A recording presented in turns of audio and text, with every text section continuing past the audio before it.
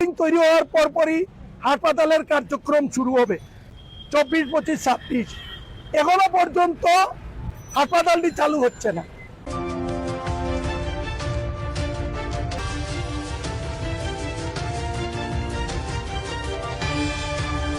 আজ আমরা দাঁড়িয়েছি 250 শয্যা বিশিষ্ট সিলেট জেলা হাসপাতাল চালুর দাবিতে আমরা এখানে 30 মিনিট অবস্থান কর্মসূচি পালন করেছি।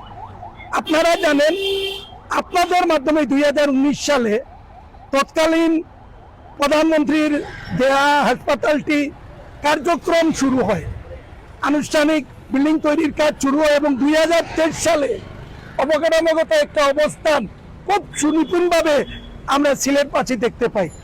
আমরা খুব আশাবাদী ছিলাম যে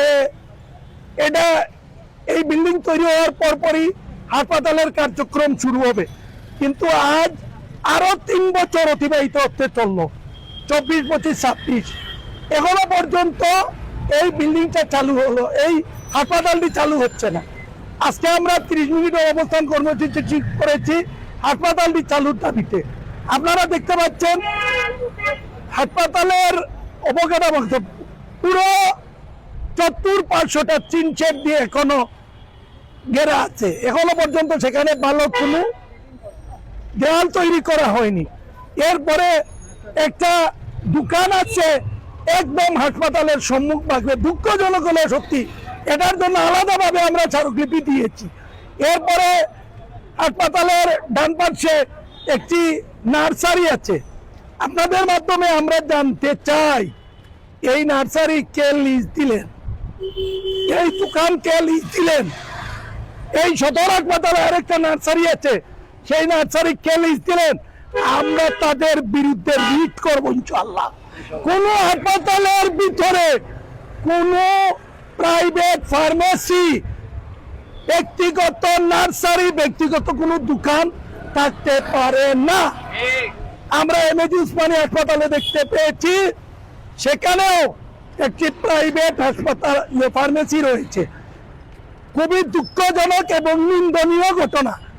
সিলেট বিদ্বেষী, সিলেটের স্বাস্থ্যসেবা বিদ্বেষী কিছু কুচক্রী মহল এই সিলেটের অবস্থানকে কুলসিত করার জন্য এই তারা হাতে নিয়ে কাজ করছে। আমরা এই হাসপাতাল যখন পূর্ণতা পাবে, সেখানে যেন কোনো নার্সারি না থাকে, কোনো দোকান না থাকে এবং এখানে যেন কোনো ধরনের এই হাসপাতালের ভিতরে কোনো ক্যান্টিন থাকতে না পারে। কারণ খাবারের, হোটেলের কোনো অভাব সিলেটে এখন নাই, মানুষের কোনো কিছুর অভাব নাই, কিন্তু অভাব হচ্ছে সদিচ্ছার। এই সিলেট বিদ্বেষী কুচক্রীদের কারণে সিলেটের মানুষ উন্নয়ন বঞ্চিত। আমরা আশাবাদী আগামী 2 মাসের মধ্যে এই হাসপাতাল যদি পূর্ণতা না পায়, আমরা এই রাস্তা অবরোধ করে এখানে শোয়া কর্মসূচি পালন করব।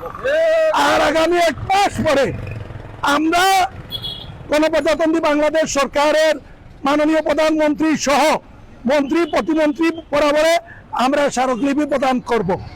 যদি এই 2 মাসের ভিতরে আমরা এই হাসপাতালের অবকাঠামোগত অবস্থানের কার্যক্রম শুরু দেখতে না পাই, আমরা কঠোর থেকে কঠোর আন্দোলনে যেতে বাধ্য হব।